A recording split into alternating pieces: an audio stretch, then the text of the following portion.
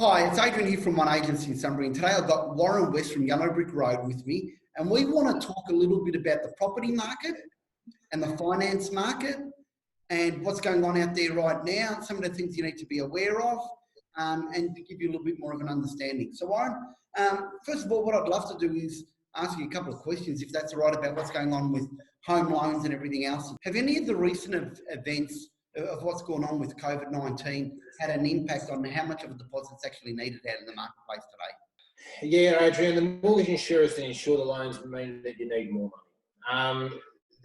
One of them's come out and said it, the other one hasn't said it officially yet, but we're going to see that you're going to need more deposit than you had to before. So you need to look at either saving more or using a parent's property to buy. But getting into the market on your own has got a little bit harder due to this.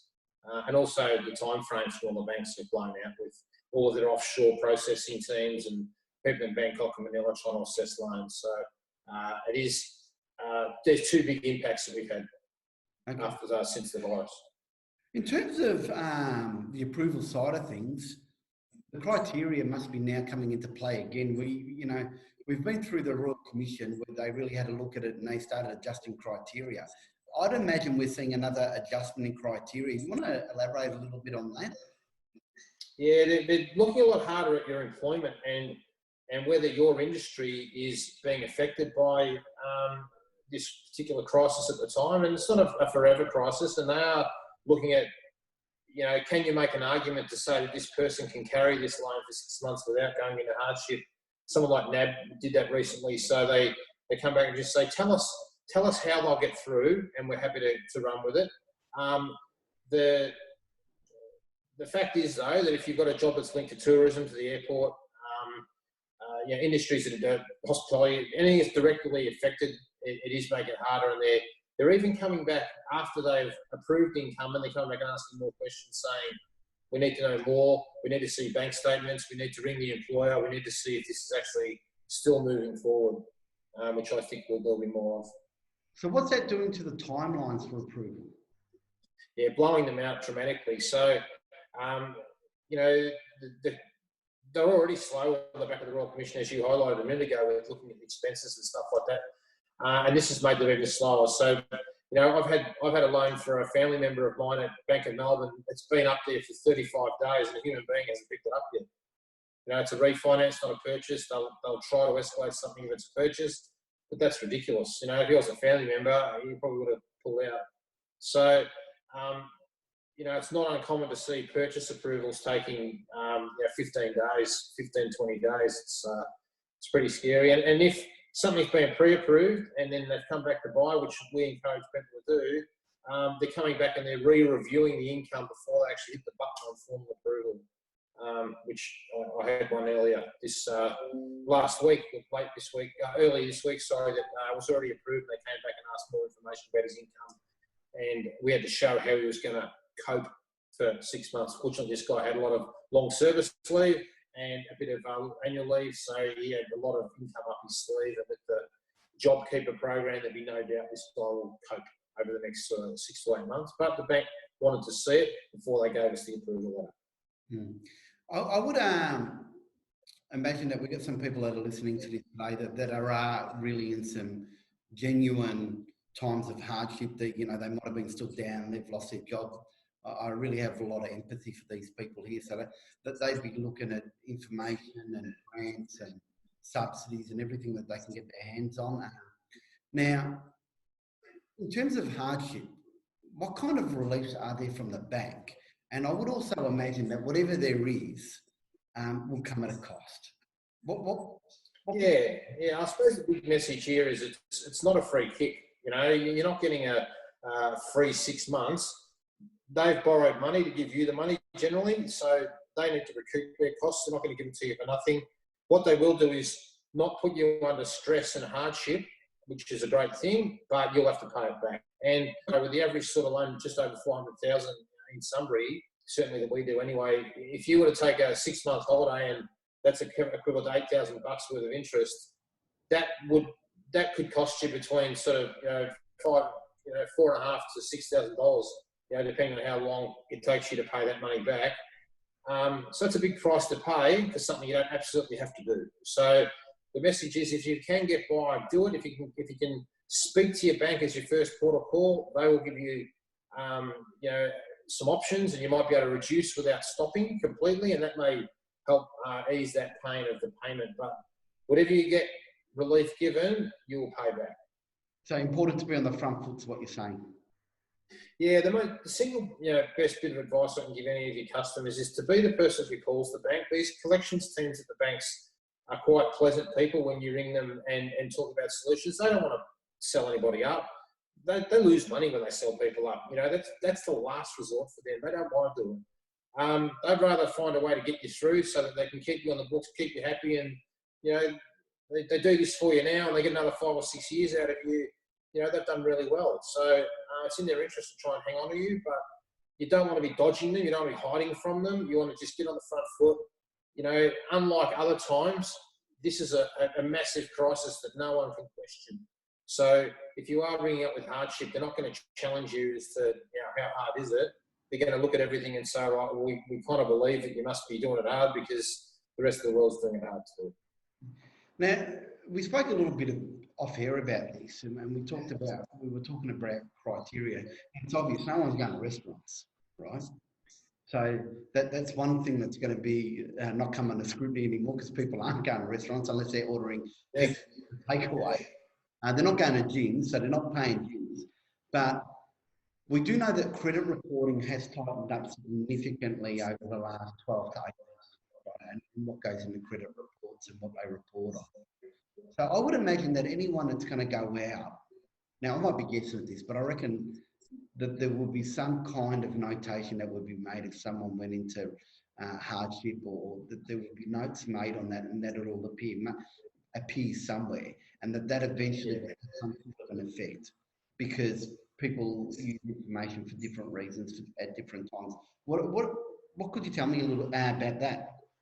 So what some of the banks have come out and already told us that they're going to put a notation on the bank statement that says COVID-19. So if the loan goes into a repayment holiday where there's no repayments, the assessor looking at that loan will see no repayments are made. They'll see no penalty interest is being charged. Penalty interest, not the interest will still get charged, not penalty interest. And they'll put COVID-19 on there. So that's okay. When we come back and try and buy a property in 6 months' time, or refinance your loan in 6 months' time after this is all behind us, we still don't know yet what is going to be deemed to be acceptable and unacceptable with that relief that gets given. So we don't want them, you're coming to buy a new property and they're saying, sorry, Adrian, we don't like the fact that you had COVID-19 relief back 4 months ago. Come back in a year. We're not sure that's how that's going to play out yet, and that's definitely something that will get noted on there. They're talking it up, as not being a big thing at the moment, but who really knows how that will play out. And also, if this crisis goes for a long time, we might have a few false starts where we start to release and get back to work, and then we contract again. And some industries may take longer because they have a couple of attempts at getting started. So until a vaccine comes, I suppose, we don't really know where we're going to be sitting with all that. So I would be only doing it as an absolute last resort, and there are plenty of people who are going to be doing it hard, and they're going to be in the last resort, and they're going to, I've got family members that own restaurants, up in country areas that are going to struggle. Both members of the family work in the restaurant. They're going to have to get relief. You've got no choice. You got to can't pay the bills. So some people are going to be desperate to do it. So if you have to do it, you do it, but don't just think of it as a free kick, and this is a nice way to keep some money in the pocket. It doesn't make sense. Very, very, very little in life is free. It's going to come at a cost. What do you think is going to happen? As far as property values go, I suppose everyone gets hung up on the share prices and stuff like that. What do you think is going to happen, in the property market, value-wise? First of all, I could tackle that a number of ways. That question about what's going to happen in the property market, right? Property's always been, over history, one of the most stable investments, right? It's not as volatile as the share market. It's not as volatile as other forms of speculative investing. So I always think the property market's always going to be there. It's always going to have a cycle to it. And right now, what I'm seeing is that the buy-sell cycle is still there, and I'll explain to you why it's still there. It's just the pace of the wheel turning in that buy-sell cycle is slowing down a little bit. It's not quite moving as fast as it was. So what I'm saying by that is, you know, before COVID came along, there were people that sold their homes, right? So they needed to get out and buy a home. Then, on the other side of that now is that they've got to get out there and buy a home. Someone else has to be selling a home for them to buy a home. And when they sell their home, guess what? They're going to have to buy or rent a home. So the property cycle's not going to change in the fact that buy, sell, buy, sell, buy, sell. Just the pace of that's going to sell a little bit. But I'll tell you what I reckon is going to have significant change is people are going to reevaluate the criteria that they have when looking to buy a property. I reckon that's going to change. I'll tell you why. Right now, we've got millions of people across the country that are holed up in homes. Now more than ever, those people are going to have a better appreciation of space and a backyard. You know, that great Aussie dream, home, big backyard, hills hoist. I reckon we're going to see more of that come back. And I think we're going to see it come back in more regional areas. Because I'll tell you the other thing that's going to come out of this with the buying criteria. Those that have got families that are going to expand and that are, you know, one or two kids in the family that are in apartments or apartment blocks or dual locks or townhouses, they're definitely going to be looking for one thing. Either another townhouse in a suburb that's got good walking tracks, it's got good paths, it's got good open space, it's got good green open spaces. Hello, Sunbury, you know, one of the out here in the west where great undulating land. We've got great features. We've got a lake, we've got blocks, we've got beautiful homes, we've got a great community feel. You know what? Sunbury's probably one of the best places to be right now because of that. A lot of people here might sometimes take it for granted, but I'll tell you, the ones walking the street right now that are in apartment blocks that need their fresh air, they're thinking about this right now. Now, they might not be 6 months or 9 months, but I guarantee you their criteria is definitely changing in that. You know, your rental team, what are they seeing? People ring up trying to get, you know, rent relief. Are your team seeing that yet?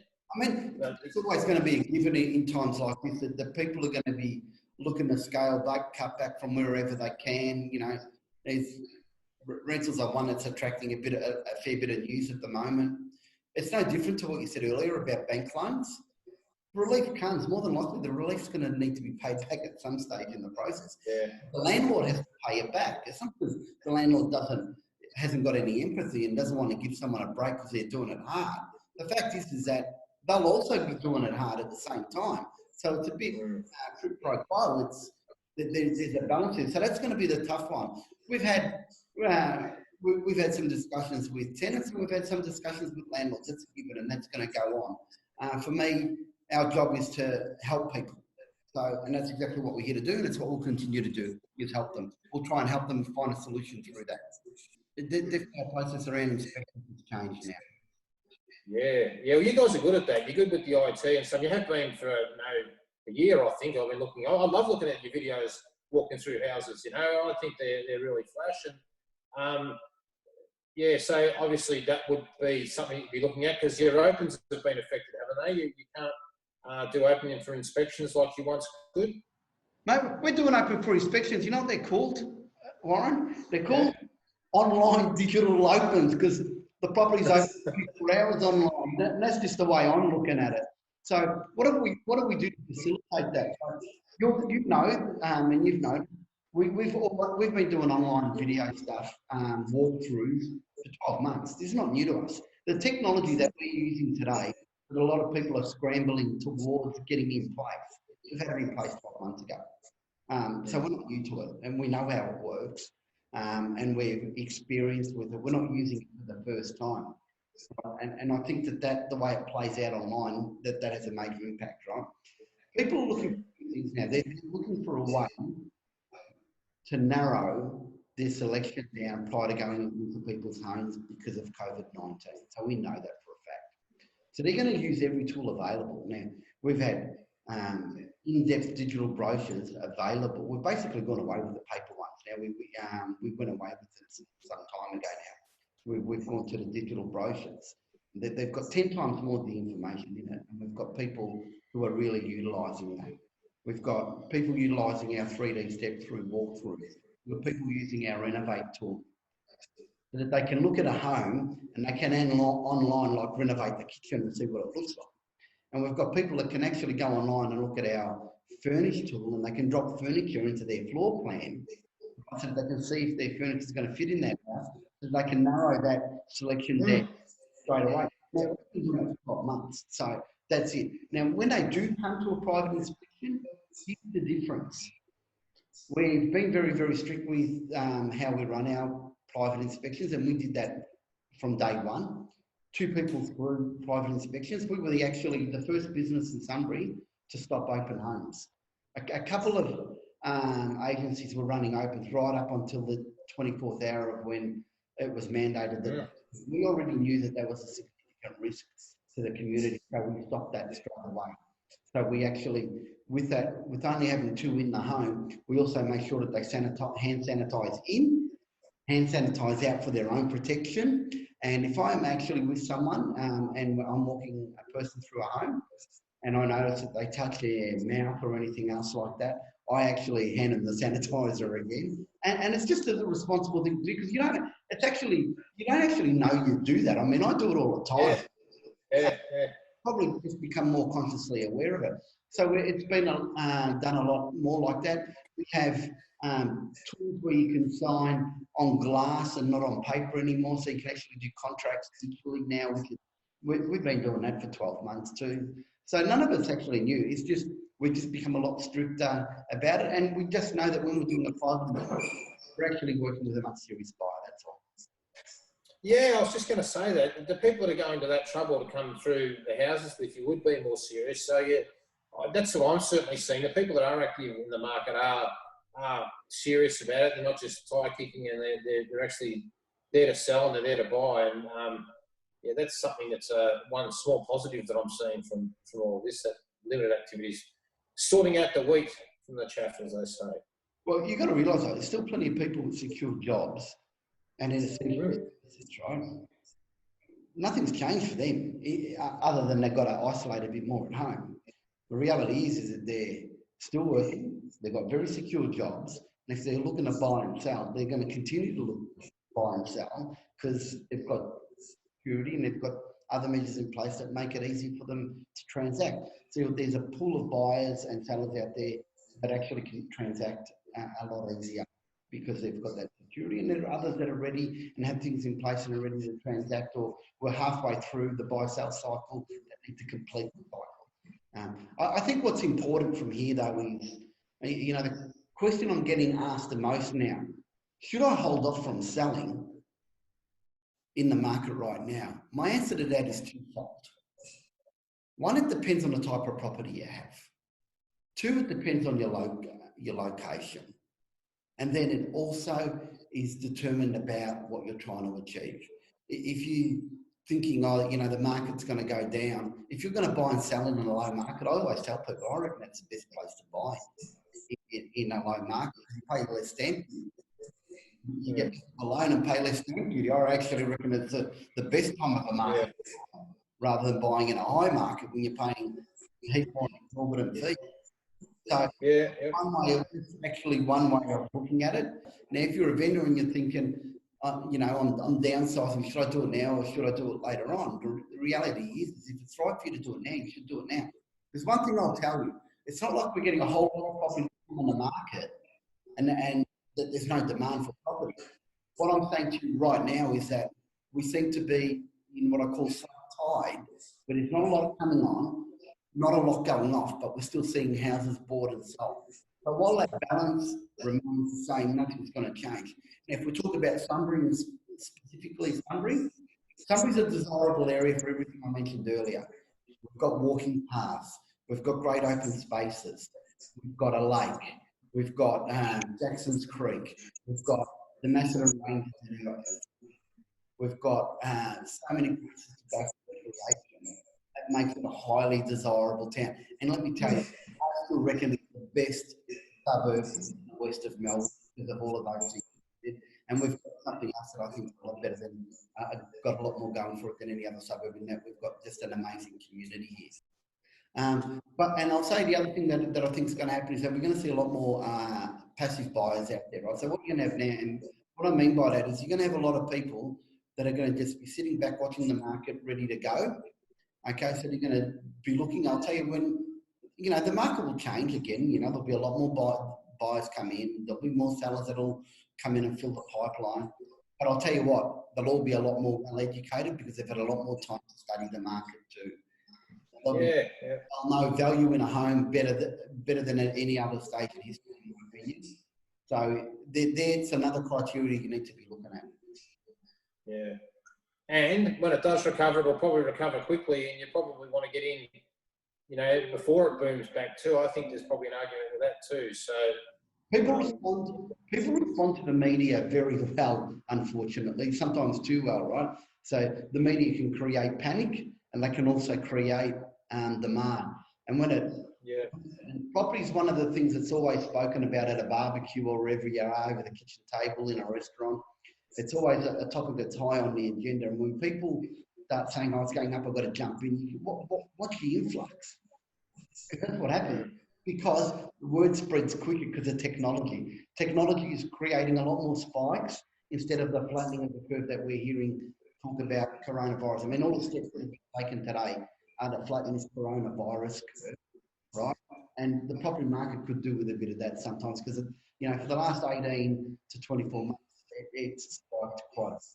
Yeah. Oh, very good. Anyway, Warren, it's been an absolute pleasure talking with you today about finance, about the property market. We wish everyone stay safe, enjoy Easter, enjoy the opportunity that you got to spend a little bit more time with your family. And we'll do this again next week, Warren, and we'll have another chat and we'll see how the market's going back then. What do you reckon? Yeah, sounds good to me, mate. All right. Okay. Thanks for your time, mate, and thanks for the opportunity to talk to your customers as always. No props.